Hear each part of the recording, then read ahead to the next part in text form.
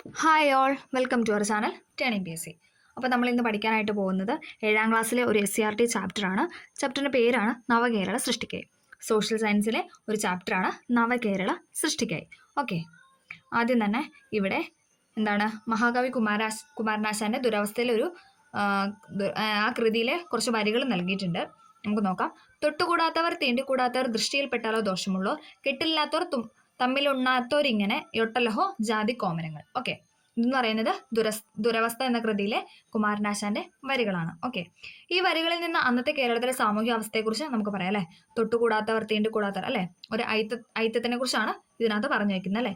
ജാതി വിവേചനം, ശൈശവ വിവാഹം, ഇതൊക്കെയാണ് ഇതിൽ കൂടുതലായിട്ട് പെടുന്നത്. ജാതി വ്യവസ്ഥയുമായി ബന്ധപ്പെട്ട അനേകം സാമൂഹ്യ തിന്മകളും അവസര നിഷേധങ്ങളും ചൂഷണങ്ങളും കേരളത്തിൽ നിലനിന്നിരുന്നു. വസ്ത്രം, ജോലി, പാർപ്പിടം, ഭാഷ, പേര് തുടങ്ങിയ പല കാര്യങ്ങളിലും വിവേചനം പ്രകടമായിരുന്നു. കൂടാതെ സ്ത്രീകൾക്ക് അവസര സമത്വം ഉണ്ടായിരുന്നില്ല.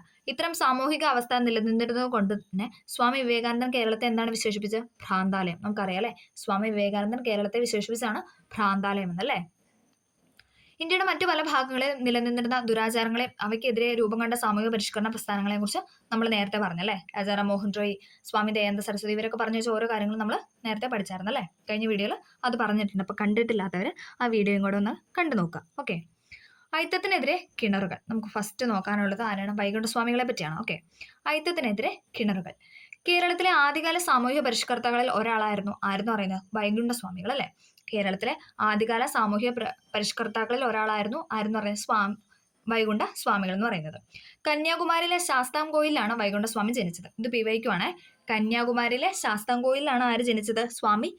വൈകുണ്ഠസ്വാമി ജനിച്ചത്. സവർണ ജാതിക്കാർ ഉപയോഗിച്ചിരുന്ന കിണറുകളിൽ നിന്ന് വെള്ളം കോരാൻ താഴ്ന്ന ജാതിക്കാർ എന്ന് കരുതപ്പെട്ടവർക്ക് അവകാശമില്ലായിരുന്നു. എന്താണ് അവിടെ പറയുന്നത്? സവർണ ജാതിക്കാർ, അതായത് മുന്നിലുള്ള മുൻജാതിക്കാർ എന്താണോ അവരുപയോഗിച്ച കിണറുകളിൽ നിന്നൊന്നും താഴ്ന്ന ജാതിക്കാർക്ക് എന്താണ് വെള്ളം കോരാനായിട്ടുള്ള അവകാശം ഇല്ലാതിരുന്നു. ആ കാലഘട്ടത്തിൽ എല്ലാ ജാതിയിൽപ്പെട്ടവർക്കും വെള്ളം കോരാൻ കിണറുകൾ കുഴിച്ച് ഐത്തം എന്ന ദുരാചാരത്തെ എതിർത്ത വ്യക്തിയാണ് ആരെന്ന് പറയുന്നത്? വൈകുണ്ഠസ്വാമി എന്ന് പറയുന്നത്. ഭക്ഷ്യവസ്തുക്കളായ അരി, ചെറുപയർ, കായ്കറികൾ തുടങ്ങിയവ ശേഖരിച്ച് പാകം ചെയ്ത് അവർണ സവർണ വ്യത്യാസം കൂടാതെ ഒരു പന്തിയിലിരുന്ന് ആഹാരം കഴിക്കുന്ന സമപന്തി ഭോജനവും സംഘടിപ്പിച്ചു. അപ്പോൾ 2 പോയിന്റ് ഉണ്ട്. കിണർ കുഴിച്ച് എല്ലാവർക്കും വെള്ളം കുടിക്കാം എന്നുള്ളൊരു ഇത് കൊണ്ടുവന്നതും അതോടൊപ്പം എന്താണ് സമപന്തി ഭോജനം സംഘടിപ്പിച്ചതും ആരാണ്? വൈകുണ്ഠസ്വാമികളാണ്. അദ്ദേഹം ജനിച്ചത് കന്യാകുമാരിയിലെ ശാസ്താംകോയിലാണ്. ഓക്കെ, കേരളത്തിലെ ആദ്യകാല സാമൂഹ്യ പരിഷ്കർത്താക്കളിൽ പ്രധാനപ്പെട്ട ഒരു വ്യക്തി തന്നെയായിരുന്നു അല്ലെ വൈകുണ്ഠസ്വാമി. ഓക്കെ, മേൽമുണ്ട് ധരിക്കൽ നിരോധനത്തിനെതിരെ ശബ്ദമുയർത്തി. ക്ഷേത്രപ്രവേശന നിരോധനത്തിനെതിരെ ശബ്ദം ഉയർത്തി. ഇത്തരം സാമൂഹിക പരിഷ്കരണ പ്രവർത്തനങ്ങൾക്ക് വേണ്ടി സമത്വ സമാജം എന്ന സംഘടനയും അദ്ദേഹം രൂപീകരിച്ചു. അപ്പൊ സമത്വ സമാജം ആരുടെയാണ്? വൈകുണ്ഠസ്വാമി. ഇമ്പോർട്ടൻ്റ് ആണ്. സമത്വ സമാജം വൈകുണ്ഠസ്വാമി. സമപന്തി ഭോജനം നടത്തിയത് അദ്ദേഹമാണ്. പിന്നെന്താണ്? കിണറുകൾ കുഴിച്ച് ഐത്തം എന്ന ദുരാചാരത്തെ വൈകുണ്ഠസ്വാമി വെല്ലുവിളിച്ചു. അതോടൊപ്പം എന്താണ്? സമത്വ സമാജം എന്ന സംഘടനയും രൂപീകരിച്ചു. ഇമ്പോർട്ടൻ്റ് ആണ്. സമത്വ സമാജം എന്ന സംഘടന വൈകുണ്ഠസ്വാമി. ഓക്കെ, തിരുവിതാംകൂറിലെ അവർണ വിഭാഗത്തിൽപ്പെട്ട ചാന്നാർ സ്ത്രീകൾക്ക് മുട്ടിന് താഴെ എത്തും വിധം മുണ്ടുടുക്കാനും മേൽമുണ്ട് ധരിക്കാനുമുള്ള അവകാശത്തിനു വേണ്ടി നടന്ന ചാന്നാർ ലഹളയ്ക്ക് സ്വാമികളുടെ പ്രവർത്തനങ്ങൾ പ്രചോദനമായി. വേല ചെയ്താൽ കൂലി കിട്ടണം. ഇത് ആര് പറഞ്ഞതാണ്? വൈകുണ്ഠസ്വാമി പറഞ്ഞു വെച്ചത് അല്ലെ. വേല ചെയ്താൽ കൂലി കിട്ടണം. ബ്രിട്ടീഷ് ഭരണത്തോടുള്ള എതിർപ്പ് വെണ്ണീജ് ഭരണം എന്ന പ്രയോഗത്തിലൂടെയും അദ്ദേഹം പ്രകടിപ്പിച്ചു. അപ്പൊ എന്തെല്ലാം പോയിന്റ്സ് ആണല്ലേ. ബ്രിട്ടീഷ് ഭരണത്തോടുള്ള എതിർപ്പ് എന്താണ്? വെണ്ണീജ് ഭരണം എന്ന പ്രയോഗത്തിലൂടെയാണ് അദ്ദേഹം പ്രകടിപ്പിച്ചത്. ഒന്നും കൂടെ പറയാം. സമപന്തി ഭോജനം നടത്തി, കിണറുകൾ കുഴിച്ച് ഐത്തത്തിനെതിരെ എന്താണ് വെല്ലുവിളിച്ചു. അതോടൊപ്പം സമത്വ സമാജം സ്ഥാപിച്ചു. വേല ചെയ്താൽ കൂലി കിട്ടണം എന്നുള്ളത് അദ്ദേഹത്തിന്റെ വാക്കുകളാണ്. അതോടൊപ്പം എന്താണ്? വെണ്ണീജ ഭരണം എന്ന ബ്രിട്ടീഷ് ഭരണത്തെ അദ്ദേഹം നോക്കിക്കണ്ടു. ഓക്കെ, ഇത്രയും പോയിന്റ്സ് എന്താണ് വൈകുണ്ഠസ്വാമികളെ പറ്റിയുണ്ട്. അടുത്ത നമ്മൾ പഠിക്കാൻ പോകുന്ന 2ാമത്തെ വ്യക്തിയാണ് ആരെന്ന് പറയുന്നത്? ചട്ടമ്പി സ്വാമികൾ. അതും ഇമ്പോർട്ടൻ്റ് ആയ ഒരാളാണ് അല്ലെ, ചട്ടമ്പി സ്വാമികൾ. വിദ്യയും വിത്തവും എന്നാണ് ആ ഒരു പോയിന്റ് കൊടുത്തിരിക്കുന്നത്. നമുക്ക് നോക്കാം. ജാതിമത വർഗ വിവേചനത്തിന് അതീതമായി മനുഷ്യ സമൂഹത്തിന്റെ ക്ഷേമവും ഐശ്വര്യവും ലക്ഷ്യമാക്കി പ്രവർത്തിച്ച മനുഷ്യ സ്നേഹിയായിരുന്നു ആരെന്ന് പറയുന്നത്? ചട്ടമ്പി സ്വാമി എന്ന് പറയുന്നത്. തിരുവനന്തപുരത്തെ കണ്ണമ്മൂലയിലാണ് അദ്ദേഹം ജനിച്ചത്. ഇമ്പോർട്ടൻ്റ് ആണ്. തിരുവനന്തപുരത്തെ കണ്ണമ്മൂലയിലാണ് ആര്? ചട്ടമ്പി സ്വാമി ജനിച്ചത്. ഇത് ആരുടെ ജന്മസ്ഥലം എന്നൊക്കെ ചോദിച്ചിട്ട് PYQ അവിടെ ചോദിച്ചിട്ടുണ്ട്. അപ്പൊ തിരുവനന്തപുരത്തെ കണ്ണമ്മൂല എന്ന് പറയുന്നത് ആരുടെ ജന്മസ്ഥലമാണ്? ചട്ടമ്പി സ്വാമികൾ അല്ലെ. അധസ്ഥിതർക്ക് ക്ഷേത്രപ്രവേശനവും സഞ്ചാര സ്വാതന്ത്ര്യവും അനുവദിക്കണമെന്ന് ചട്ടമ്പി സ്വാമികൾ വാദിച്ചു. അധസ്ഥിതരോടൊപ്പം മിശ്രഭോജനം നടത്തിയ സ്വാമികൾ അവരുടെ സാമൂഹിക പുരോഗതിക്ക് വേണ്ടി പ്രവർത്തിച്ചു. അപ്പൊ മിശ്രഭോജനം നടത്തിയത് സമപന്തി ഭോജനം വൈകുണ്ഠസ്വാമി, മിശ്രഭോജനം ചോദിച്ച ആരാണ്? ചട്ടമ്പി സ്വാമിയാണ് കേട്ടോ. ഓക്കെ, സമപന്തി ഭോജനം വൈകുണ്ഠസ്വാമികൾ, മിശ്രഭോജനം ചട്ടമ്പി സ്വാമികൾ. സമൂഹത്തിൽ നിലനിന്നിരുന്ന ബ്രാഹ്മണ മേധാവിത്വത്തെ ചട്ടമ്പി സ്വാമികൾ എതിർത്തു. സാമൂഹിക പരിഷ്കരണ പ്രവർത്തനങ്ങൾ എല്ലാ വിഭാഗങ്ങളുമായി അദ്ദേഹം യോജിച്ച് പ്രവർത്തിച്ചു. ഉപനിഷത്തുകളിലും വേദങ്ങളിലും അദ്ദേഹത്തിന് ആഴത്തിലുള്ള അറിവ് ഉണ്ടായിരുന്നു. ഓക്കെ. വേദാധികാര നിരൂപണം പ്രാചീന മലയാളം. പ്രാചീന മലയാളം പീസ് ചോദിച്ചു മടുത്ത ക്വസ്റ്റൻ അല്ലേ. പ്രാചീന മലയാളം എന്ന കൃതി ആരുടെയെന്ന് ചോദിച്ചല്ലേ എല്ലാ ക്വസ്റ്റൻ പേപ്പറിലും നമ്മൾ കാണുന്നതാണല്ലേ. അതോടൊപ്പം വേദാധികാര നിരൂപണം, പ്രാചീന മലയാളം എന്നിവ അദ്ദേഹത്തിന്റെ പ്രധാന കൃതികളാണ്. ഇമ്പോർട്ടൻ്റ് ആണ്. വിദ്യയും വിത്തവും ഉണ്ടെങ്കിലേ മനുഷ്യ പുരോഗതി സാധ്യമാകും. ഇങ്ങനെ പറഞ്ഞു വെച്ചത് ആരാണ്? ചട്ടമ്പി സ്വാമികളാണ്. വിദ്യയും വിത്തവും ഉണ്ടെങ്കിൽ എന്ത് മനുഷ്യ പുരോഗതി സാധ്യമാകും എന്ന് പറഞ്ഞു വെച്ചത് വ്യക്തിയും ചട്ടമ്പി സ്വാമികളാണ്. ജാതിമത ചിന്തകൾക്ക് അതീതമായിരുന്നു അദ്ദേഹത്തിന്റെ ദർശനങ്ങളെല്ലാം. കൊല്ലം ജില്ലയിലെ പന്മലയിലാണ് സമാധി. ഇതും ചോദിച്ചിട്ടുണ്ട്. കൊല്ലം ജില്ലയിലെ പന്മന. ഓക്കെ. തിരുവനന്തപുരത്തിനടുത്ത് കണ്ണമൂലയിലാണ് ജനനം എന്ന് പറയുന്നത്. ഇനി അദ്ദേഹം സമാധി ആയത് എവിടെയെന്ന് ചോദിച്ചാൽ കൊല്ലം ജില്ലയിലെ പന്മന. ഓക്കെ. ഇനി ഇവിടെ ഒരു ബോക്സ് കൊടുത്തിട്ടുണ്ട്, നമുക്ക് നോക്കാം. ചട്ടമ്പി സ്വാമികളുടെ യഥാർത്ഥ പേര് അയ്യപ്പൻ എന്നായിരുന്നു. ഇതും കഴിഞ്ഞ ദിവസത്തെ എൽജിഎസിന്റെ ക്വസ്റ്റ്യൻ പേപ്പർ പോലും നമ്മൾ കണ്ട ക്വസ്റ്റൻ അല്ലേ. ചട്ടമ്പി സ്വാമികളുടെ യഥാർത്ഥ പേരെന്ന് ചോദിച്ചാൽ അയ്യപ്പനായിരുന്നു. ഗുരുകുല വിദ്യാഭ്യാസ കാലത്ത് ക്ലാസ് നിയന്ത്രണത്തിന് ചട്ടങ്ങൾ നടപ്പിലാക്കാനുള്ള ചുമതല ഗുരുനാഥൻ അയ്യപ്പനെ ഏൽപ്പിച്ചു. അങ്ങനെയാണ് എന്തെന്ന് പറയുക, ഈ ചട്ടമ്പി എന്നുള്ള പേര് അദ്ദേഹത്തിന് വന്നല്ലേ. ചട്ടങ്ങൾ നടപ്പിലാക്കാൻ ചുമതലയുള്ളയാൾ എന്ന അർത്ഥത്തിലാണ് ചട്ടമ്പി എന്ന പേര് വന്നത്. അങ്ങനെയാണ് അയ്യപ്പൻ പിൽക്കാലത്ത് എന്തായി ചട്ടമ്പി സ്വാമികളായി മാറിയത്. ഓക്കെ. അയ്യപ്പൻ എന്നാണ് യഥാർത്ഥ പേര്. ഓക്കെ. വിദ്യയും വിത്തവും ഉണ്ടെങ്കിൽ മനുഷ്യ പുരോഗതി സാധ്യമാകും എന്ന് പറഞ്ഞു. അതോടൊപ്പം എന്താണ് പ്രാചീന മലയാളം, വേദാധികാര നിരൂപണം എന്ന കൃതികളും രചിച്ചു. ഓക്കെ. ഒരു ജാതി, ഒരു മതം, ഒരു ദൈവം മനുഷ്യന്. മതം ഏതായാലും മനുഷ്യൻ നന്നായാൽ മതി. വിദ്യ കൊണ്ട് പ്രബുദ്ധരാവുക, സംഘടന കൊണ്ട് ശക്തരാകുക. മനുഷ്യരുടെ വേഷം, ഭാഷ, മതം എന്നിവ വ്യത്യസ്തമായാലും അവരുടെ ജാതി ഒന്നായതുകൊണ്ട് അന്യോന്യം വിവാഹവും പന്തിഭോജനവും ചെയ്യുന്നതിന് യാതൊരു ദോഷവുമില്ല. ഇതൊക്കെ ആര് പറഞ്ഞ കോട്ടാണ്? നമുക്കറിയാലേ, ശ്രീനാരായണ ഗുരു അല്ലേ. ഒരു ജാതി, ഒരു മതം, ഒരു ദൈവം. ഇത് കേൾക്കുമ്പോൾ തന്നെ നമുക്കറിയാം അല്ലേ, ശ്രീനാരായണ ഗുരു. ഒരു ജാതി, ഒരു മതം, ഒരു ദൈവം മനുഷ്യന്. അടുത്തതാണ് മതം ഏതായാലും മനുഷ്യൻ നന്നായാൽ മതി. അടുത്താണ് വിദ്യ കൊണ്ട് പ്രബുദ്ധരാവുക, സംഘടന കൊണ്ട് ശക്തരാവുക. അടുത്ത പോയിന്റാണ് മനുഷ്യരുടെ വേഷം, ഭാഷ, മതം എന്നിവ വ്യത്യസ്തമായാലും അവരുടെ ജാതി ഒന്നായതുകൊണ്ട് എന്താണ് അന്യോന്യം വിവാഹവും പന്തിഭോജനവും ചെയ്യുന്നതിന് യാതൊരു ദോഷവുമില്ല. ഇതൊക്കെ പറഞ്ഞ വ്യക്തിയാണ് ഇതെന്ന് പറയുന്നത് ശ്രീനാരായണ ഗുരു എന്ന് പറയുന്നത്. ജാതി വ്യവസ്ഥ ഇല്ലാതാക്കുക എന്നതായിരുന്നു ഗുരുവിന്റെ പ്രവർത്തനങ്ങളുടെ പ്രധാന ലക്ഷ്യം. ജാതി വ്യവസ്ഥ ഇല്ലാതാക്കുക എന്നതായിരുന്നു ശ്രീനാരായണ ഗുരുവിന്റെ പ്രവർത്തനങ്ങളുടെ പ്രധാന ലക്ഷ്യമെന്ന് പറയുന്നത്. സർവമത സാഹോദര്യത്തിന് വേണ്ടി അദ്ദേഹം ഏറെ പ്രയത്നിച്ചു. ആലുവയിൽ അദ്ദേഹം വിളിച്ചു ചേർത്ത സർവമത സമ്മേളനത്തിൽ കവാടത്തിൽ ഗുരു ഇങ്ങനെയാണ് കുറിച്ചു വെച്ചത്. നമുക്ക് നോക്കാം.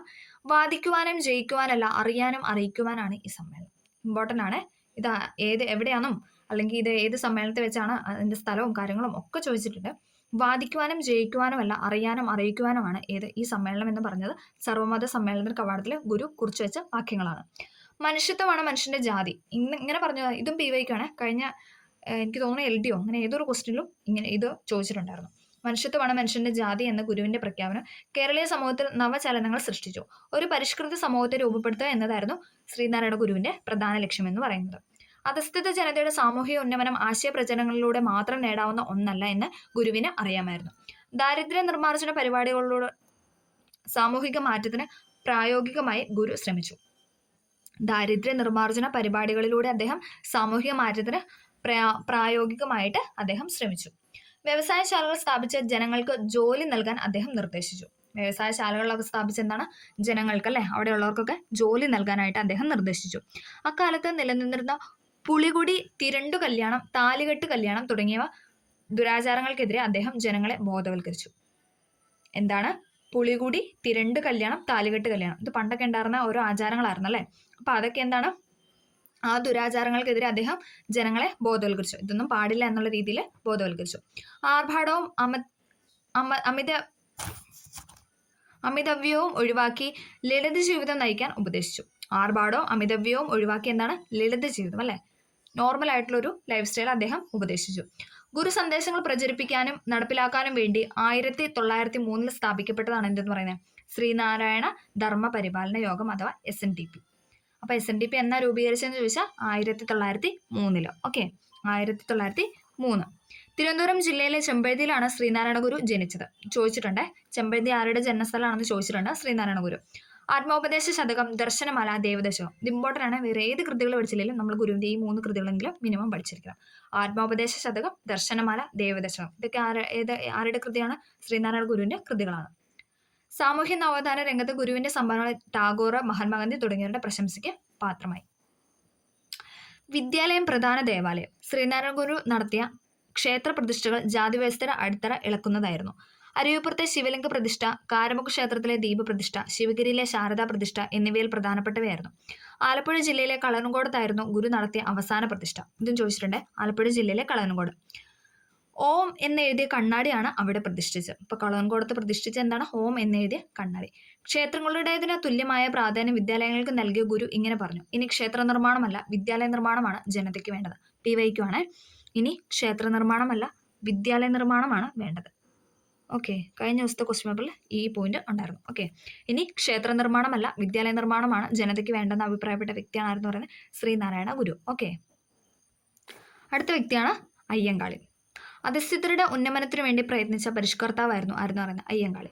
സാമൂഹിക അസമത്വങ്ങൾ പരിഹരിക്കുന്നതിനും അധസ്ഥിതരുടെ സാമൂഹ്യ നില മെച്ചപ്പെടുത്തുന്നതിനുമുള്ള ഒരു മൂലധനമാണ് വിദ്യാഭ്യാസമെന്ന് അദ്ദേഹം തിരിച്ചറിഞ്ഞു. 1904 അധസ്ഥിതർക്ക് മാത്രമായിട്ട് ഒരു വിദ്യാലയം സ്ഥാപിച്ചു. ഞങ്ങളുടെ കുട്ടികൾക്ക് പഠിക്കാൻ സൗകര്യം നൽകിയില്ലെങ്കിൽ കാണായ പാഠങ്ങളിലെല്ലാം മുട്ടുപുല്ല് കുരിപ്പിക്കും. ഇങ്ങനെ പറഞ്ഞ വ്യക്തിയാണ് ആരെന്ന് പറയുന്നത്? അയ്യങ്കാളി അല്ലേ?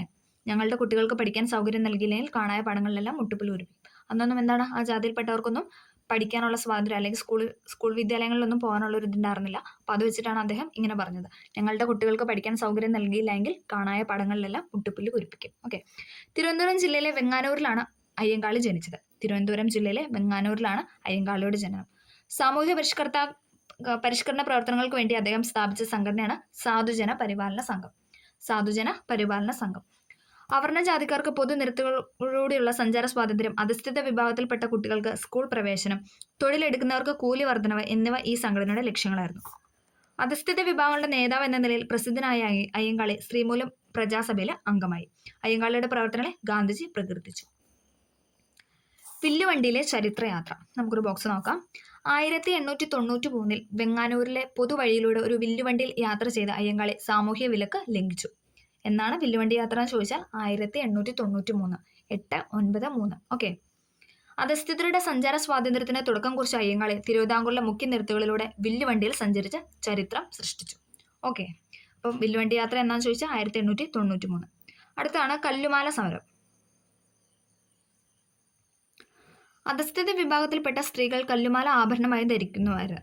അപ്പോൾ അതെന്താണ്? കല്ലുമാലയായിരുന്നു അധസ്ഥിത വിഭാഗത്തിൽപ്പെട്ട സ്ത്രീകൾ ധരിച്ചുകൊണ്ടിരുന്നത്, ആഭരണമായിട്ട് ധരിച്ചുകൊണ്ടിരുന്നത്. കീഴായ്മയുടെ ചിഹ്നമായ കല്ലുമാല വലിച്ചെറിയാൻ അയ്യങ്കാളി അവരോട് അഭ്യർത്ഥിച്ചു. അങ്ങനെ അവർ വലിച്ചെറിഞ്ഞ കല്ലുമാലകൾ 4-5 അടി ഉയരത്തിൽ കുഞ്ഞുകൂടി. ഓക്കെ, അതാണ് കല്ലുമാല സമരം എന്ന് പറയുന്നത്. ഓക്കെ, അടുത്ത പോയിന്റാണ് മാറ്റങ്ങൾ തൂലികയിലൂടെ. സമ്പന്നർ പാവങ്ങൾക്ക് വിദ്യാഭ്യാസം നൽകാനുള്ള ചെലവ് വഹിക്കുകയും അവർക്ക് ഉന്നത വിദ്യാഭ്യാസം ലഭ്യമാക്കാൻ സഹായിക്കുകയും വേണം. ഇങ്ങനെ അഭിപ്രായപ്പെട്ട വ്യക്തിയാണ് ആരെന്ന് പറയാം? വക്കം അബ്ദുൽ ഖാദർ മൗലവി. ഓക്കെ, സമ്പന്നർ പാവങ്ങൾക്ക് വിദ്യാഭ്യാസം നൽകാനുള്ള ചെലവ് വഹിക്കുകയും അവർക്ക് ഉന്നത വിദ്യാഭ്യാസം ലഭ്യമാക്കാൻ സഹായിക്കുകയും വേണമെന്ന് പറഞ്ഞ വ്യക്തിയാണ് ആരെന്ന് പറയുന്നത്? വക്കം അബ്ദുൽ ഖാദർ മൗലവി. മതവിദ്യാഭ്യാസത്തോടൊപ്പം ഭൗതിക വിദ്യാഭ്യാസം നേടിയെങ്കിലേ മനുഷ്യ പുരോഗതി സാധ്യമാകുള്ളൂ. ഇങ്ങനെ പറഞ്ഞതും ആരാണ്? വക്കം അബ്ദുൽ ഖാദർ ആണ്. മതവിദ്യാഭ്യാസത്തോടൊപ്പം ഭൗതിക വിദ്യാഭ്യാസം നേടിയെങ്കിലേ മനുഷ്യ പുരോഗതി സാധ്യമാകും. അടുത്ത പോയിന്റാണ് സാമൂഹികമായ പിന്നാക്കാവസ്ഥ പരിഹരിക്കാനുള്ള മാർഗം വിദ്യാഭ്യാസമാണ്. സാമൂഹികമായ പിന്നാക്കാവസ്ഥ പരിഹരിക്കാനുള്ള മാർഗം വിദ്യാഭ്യാസമാണ്. ഇങ്ങനെ പറഞ്ഞതും ആരാണ്? വക്കം അബ്ദുൽ ഖാദർ ആണ്. ഓക്കെ, അപ്പോൾ അദ്ദേഹം 3 പോയിന്റ് പറഞ്ഞു വെച്ചിട്ടുണ്ട്. നമുക്ക് നോക്കാം. സമ്പന്നർ പാവങ്ങൾക്ക് വിദ്യാഭ്യാസം നൽകാനുള്ള ചെലവ് വഹിക്കുകയും അവർക്ക് ഉന്നത വിദ്യാഭ്യാസം ലഭ്യമാക്കാൻ സഹായിക്കുകയും വേണം. അടുത്തതാണ് മതവിദ്യാഭ്യാസത്തോടൊപ്പം ഭൗതിക വിദ്യാഭ്യാസം നേടിയെങ്കിലേ മനുഷ്യ പുരോഗതി സാധ്യമാകും. അടുത്ത പോയിന്റാണ് സാമൂഹികമായ പിന്നാക്കാവസ്ഥ പരിഹരിക്കാനുള്ള മാർഗം വിദ്യാഭ്യാസമാണ്. ഇങ്ങനെയൊക്കെ പറഞ്ഞു വെച്ച വ്യക്തിയാണ് ആരെന്ന് പറയുന്നത്? വക്കം അബ്ദുൽ ഖാദർ മൗലവി. കേരളത്തിന്റെ സാമൂഹ്യ മാറ്റത്തിന് വേണ്ടി പ്രയത്നിച്ചവരിൽ പ്രമുഖനായിരുന്ന വക്കം അബ്ദുൽ ഖാദർ മൗലവിയുടെ കാഴ്ചപ്പാടാണ് നമ്മളിപ്പോൾ പഠിച്ചത്. അടുത്തത് അദ്ദേഹം പോരാടിയ കുറച്ച് കാര്യങ്ങൾ കൂടി കൊടുത്തിട്ടുണ്ട്. നമുക്ക് നോക്കാം. അന്ധവിശ്വാസങ്ങൾക്കെതിരെ പോരാടി, ഇംഗ്ലീഷ് വിദ്യാഭ്യാസം പ്രോത്സാഹിപ്പിച്ചു, സ്ത്രീ വിദ്യാഭ്യാസത്തെ പരിപോഷിപ്പിച്ചു, ശാസ്ത്രം, കല എന്നീ വിഷയങ്ങളിൽ ഊന്നിയ പഠനത്തെ പ്രോത്സാഹിപ്പിച്ചു, വിദ്യാഭ്യാസം പ്രചരിപ്പിക്കുന്നതിന് വേണ്ടി സംഘടനകളെ ബോധവൽക്കരിച്ചു. ഓക്കെ, മലയാളം, ഉറുദു, അറബിക്, സംസ്കൃതം, പേർഷ്യൻ തുടങ്ങിയ ഭാഷകളിൽ അദ്ദേഹം പാണ്ഡിത്യം നേടിയിരുന്നു. അപ്പോൾ വക്കം അബ്ദുൽ ഖാദർ മൗലവി എന്ന് പറയുന്നത് മലയാളം, ഉറുദു, അറബിക്, സംസ്കൃതം, പേർഷ്യൻ ഭാഷകളിൽ എന്താണ് അദ്ദേഹത്തിന് നല്ല പാണ്ഡിത്യം ഉണ്ടായിരുന്നു അല്ലെ. കൊടുങ്ങല്ലൂരിൽ സ്ഥാപിക്കപ്പെട്ട മുസ്ലിം ഐക്യ സംഘത്തിന്റെ പ്രവർത്തനങ്ങളുമായി മൗലവി സഹകരിച്ച് പ്രവർത്തിച്ചു. അറിവിന്റെ വെളിച്ചം പകരാൻ മുസ്ലിം, അൽ ഇസ്ലാം എന്നീ മാസികകളും സ്വദേശാഭിമാനി പത്രവും അദ്ദേഹം ആരംഭിച്ചു. അപ്പം മുസ്ലിം, അൽ ഇസ്ലാം, സ്വദേശാഭിമാനി ഓട് 1 ചോദിക്കാറുണ്ട്. 3 തന്നിട്ട് വേറൊരു പുസ്തകം കൂടെ തന്നിട്ട് വേറൊരു പത്രം കൂടെ തന്നിട്ട് എന്താണ് ഇത് ചോദിക്കാറുണ്ട് ഓട് 1 ആയിട്ട്. പഠിക്കണം. മുസ്ലിം, അൽ ഇസ്ലാം, സ്വദേശാഭിമാനി. ഈ 3 പത്രം ആരുടെയാണ്? മുസ്ലിം അൽ ഇസ്ലാം എന്ന് പറയുന്ന മാസികയാണ്. മുസ്ലിം അൽ ഇസ്ലാം എന്ന് പറയുന്ന മാസികയും സ്വദേശാഭിമാനി പത്രവും. ഇത് മൂന്നും ആരുടെയാണെന്ന് ചോദിച്ചാൽ ആരുടെയാണ്? വക്കം അബ്ദുൽ ഖാദർ മൗലവിയുടെയാണ്. ഒന്നും കൂടെ പറയാം. മുസ്ലിം അൽ ഇസ്ലാം എന്നീ മാസികകളും സ്വദേശാഭിമാനി എന്ന പത്രവും സ്ഥാപിച്ചത് ആരാന്ന് ചോദിച്ചാൽ വക്കം അബ്ദുൽ ഖാദർ മൗലവി. നമുക്ക് സ്വദേശാഭിമാനി പത്രത്തെക്കുറിച്ചൊന്ന് പറയാം. തിരുവിതാംകൂറിലെ രാജവാഴ്ചയുടെ അഴിമതികളെയും അനീതികളെയും വെളിച്ചത്ത് കൊണ്ടുവന്ന സ്വദേശാഭിമാനി പത്രം. അപ്പം തിരുവിതാംകൂറിലെ രാജവാഴ്ചയുടെ അഴിമതിയും അനീതികളൊക്കെ വെളിച്ചത്ത് കൊണ്ടുവന്ന പത്രം ഏതാണെന്ന് ചോദിച്ചാൽ ഏതാണ്? സ്വദേശാഭിമാനി. 1910 പത്രം കണ്ടുകെട്ടിയും പത്രാധിപരായിരുന്ന രാമകൃഷ്ണ പിള്ളയെ നാടുകടത്തുകയും ചെയ്തു. പ്രസ് മടക്കി കിട്ടാനുള്ള ശ്രമം നടത്താൻ നിർബന്ധിച്ചപ്പോൾ എൻ്റെ പത്രാധിപരെ കൂടാതെ എനിക്ക് പത്രം എന്തിന്, എന്ത് അച്ചുകൂടം എന്തിന് എന്നാണ് അദ്ദേഹം പറഞ്ഞത്. എൻ്റെ പത്രാധിപരെ കൂടാതെ എനിക്ക് പത്രം എന്തിന്, അച്ചുകൂടം എന്തിനെന്നാണ് അദ്ദേഹം തിരിച്ച് ചോദിച്ചത്. സ്വദേശാഭിമാനി പത്രത്തിന്റെ സ്ഥാപകനായ വക്കം അബ്ദുൽ ഖാദർ മൗലവി സ്വീകരിച്ച നയമാണ്, പറഞ്ഞു വെച്ച കാര്യമാണ് പറഞ്ഞത്. എൻ്റെ പത്രാധിപരെ കൂടാതെ എനിക്ക് പത്രം എന്തിന്, അച്ചുകൂടം എന്തിന്. അപ്പോൾ 1910 എന്താണ്? സ്വദേശാഭിമാനി പത്രം കണ്ടുകിട്ടി. കാരണം എന്താണെന്ന് ചോദിച്ചാൽ എന്താണ്? തിരുവിതാംകൂറിലെ രാജവാഴ്ചയുടെ അഴിമതികളെയും അനീതികളൊക്കെ ആ പത്രത്തിലൂടെ വെളിച്ചത്ത് കൊണ്ടുവന്നു. അതുമൂലമാണ് 1910 എന്താണ്? പത്രം കണ്ടുകിട്ടുകയും അതിൻ്റെ പത്രാധിപരായിരുന്ന രാമകൃഷ്ണപിള്ള, സ്വദേശാഭിമാനി രാമകൃഷ്ണപിള്ള എന്നല്ല അദ്ദേഹം അറിയപ്പെടുന്നത്. അപ്പം രാമകൃഷ്ണപിള്ള എന്താണ്? നാടുകടത്തുകയും ചെയ്തു. കാണുന്നില്ലൊരക്ഷരവും എൻ്റെ വംശത്തെപ്പറ്റി, കാണുന്നുണ്ട് അനേക വംശത്തിൻ ചരിത്രങ്ങൾ. ഒരു പ്രതിഷേധം ഇവിടെ കൊടുത്തിരിക്കുന്നത്. ഓക്കെ, പൊയ്കൽ ലോഹന്നാന്റെ ഒരു കവിതയാണ് അല്ലേ അത്. ഓക്കെ, അടുത്തൊരു കവിതയാണ് കൊടുത്തിരിക്കുന്നത്. മുൻ പിതാക്കൾക്ക് വന്ന ദുഃഖവാർത്തകൾ കേൾപ്പിൻ, കാളകൾ പോത്തുകൾക്കും ഇണയായി കൂട്ടിക്കെട്ടി നിലങ്ങളിൽ ഉഴുതിടുന്നു. ഭക്ഷണം കിട്ടുന്നില്ല, വേലക്കൂലികൾ ഓർത്താൽ ഒട്ടും സഹിപ്പതില്ല. ഇതൊക്കെ പറഞ്ഞ ആരാണ്? പൊയ്കൽ ശ്രീകുമാര ഗുരുദേവനാണ്. ഒരു ജനതയുടെ അഭിമാന ഉഭവങ്ങളും ദുരിതങ്ങളും സങ്കടങ്ങളും അമർഷ്യങ്ങളും ഉൾക്കൊള്ളിച്ചിരിക്കുന്ന ഇത്തരം പാട്ടുകളിലൂടെയും പ്രഭാഷണങ്ങളിലൂടെയുമാണ് പൊയ്കൽ ശ്രീകുമാര ഗുരുദേവൻ തൻ്റെ ആശയങ്ങൾ പ്രചരിപ്പിച്ചത്. ഒരു ജനതയുടെ അടിമാനുഭവങ്ങളും ദുരിതങ്ങളും പിന്നെന്താണ് സങ്കടങ്ങളും അമർഷ്യങ്ങളും ഉൾക്കൊള്ളിച്ചിരുന്ന ഇത്തരം പാട്ടുകളിലൂടെയും പ്രഭാഷണത്തിലൂടെയുമാണ് പൊയ്കൽ ശ്രീകുമാര ഗുരുദേവൻ തൻ്റെ ആശയങ്ങൾ പ്രചരിപ്പിച്ചത്. അധസ്ഥിത വിഭാഗങ്ങളുടെ സ്വാതന്ത്ര്യത്തിനായി അറിവിനെയും ആത്മീയതയെയും യോജിപ്പിച്ച ഒരു സാമൂഹ്യ പരിഷ്കർത്താവായിരുന്നു പൊയ്കൽ ശ്രീകുമാര ഗുരുദേവൻ. തിരുവല്ലയിലെ ഇരുവിപ്പേരൂരിലായിരുന്നു അദ്ദേഹം ജനിച്ചത്. പൊയ്കൽ അപ്പച്ചൻ എന്ന പേരിലും അദ്ദേഹം അറിയപ്പെടുന്നു. ജാതി വിവേചനത്തിനും ചൂഷണത്തിനുമെതിരെ ശബ്ദമുയർത്തിയ അദ്ദേഹം മനുഷ്യസ്നേഹത്തിനും സാഹോദര്യത്തിനും ലോക സമാധാനത്തിനും വേണ്ടി പ്രത്യക്ഷ രക്ഷാ ദേവസഭ സ്ഥാപിച്ചു. PRDS അല്ലെ, പ്രത്യക്ഷ രക്ഷാ ദേവസഭ. സാമൂഹ്യ മാറ്റത്തിനു വേണ്ടി പ്രവർത്തിച്ച ശ്രീ കുമാര ഗുരുദേവൻ 2 തവണ ശ്രീമൂലം പ്രജാസഭയിൽ അംഗമായിട്ടുണ്ട്. അടുത്താണ് യുദ്ധവിരുദ്ധ ജാഥ. 1-ാം ലോക യുദ്ധകാലത്ത് മാരാങ്കുളം എന്ന സ്ഥലത്തു നിന്ന് കുളത്തൂർ കുന്നിലേക്ക് ശ്രീ കുമാര ഗുരുദേവന്റെ നേതൃത്വത്തിൽ ഒരു യുദ്ധവിരുദ്ധ ജാഥ നടത്തിയത്. അപ്പോൾ യുദ്ധവിരുദ്ധ ജാഥ നടത്തിയത് ആരാന്ന് ചോദിച്ചാൽ ആരാണ്? കുമാര ഗുരുദേവൻ അഥവാ പൊയ്കൽ അപ്പച്ചൻ. സമാധാനം ലോകത്തിന് സമാധാനം എന്നായിരുന്നു മുദ്രാവാക്യം. ഈ സമാധാന ജാഥയെ ബ്രിട്ടീഷ് ഗവൺമെന്റിനെതിരായ നീക്കമായി വ്യാഖ്യാനിക്കുകയും അദ്ദേഹത്തെ അറസ്റ്റ് ചെയ്യുകയും ചെയ്തു. അപ്പോൾ യുദ്ധവിരുദ്ധ ജാഥ നയിച്ചത് ആരാന്ന് ചോദിച്ചാൽ ശ്രീ കുമാര ഗുരുദേവൻ. ഓക്കെ, അന്ധവിശ്വാസങ്ങൾക്കെതിരെ മലബാറിൽ സാമൂഹിക അനാചാരങ്ങൾക്കെതിരായ പ്രവർത്തനങ്ങൾക്ക് നേതൃത്വം നൽകിയവരിൽ പ്രമുഖനായിരുന്നു വാഗ്ഭടാനന്ദൻ. ഏക ദൈവവിശ്വാസം ഉയർത്തിപ്പിടിച്ച വാഗ്ഭടാനന്ദൻ അന്ധവിശ്വാസങ്ങൾ, അർത്ഥശൂന്യമായ ചടങ്ങുകൾ എന്നിവയ്ക്കെതിരെ ജനങ്ങളെ ബോധവൽക്കരിക്കാൻ ആത്മവിദ്യാസംഘം സ്ഥാപിച്ചു. ആത്മവിദ്യാസംഘം സ്ഥാപിച്ച ആരാന്ന് ചോദിച്ചാൽ വാഗ്ഭടാനന്ദൻ. ആത്മവിദ്യാസംഘം വാഗ്ഭടാനന്ദൻ. സാമൂഹിക പരിഷ്കരണത്തോടൊപ്പം ദാരിദ്ര്യ നിർമ്മാർജ്ജനത്തിനും സ്ത്രീ പുരുഷ സമത്വത്തിനും അദ്ദേഹം പ്രാധാന്യം നൽകി. ഓക്കെ, അപ്പൊ നമുക്ക് സ്ത്രീ പുരുഷ സമത്വത്തിലേക്ക് നോക്കാം. കേരള സമൂഹത്തിൽ നിലനിന്നിരുന്ന ജാതി വ്യവസ്ഥയും പുരുഷാധിപത്യ കാഴ്ചപ്പാടും മൂലം വിവിധ ഭാഗങ്ങളിൽപ്പെട്ട സ്ത്രീകളുടെ കഷ്ടതകളും ആവശ്യതകളും വ്യത്യസ്ത സ്വഭാവത്തിൽ ഉള്ളതായിരുന്നു. നമ്പൂതിരി സ്ത്രീകൾ വീടിനുള്ളിൽ ഒതുക്കപ്പെട്ടു.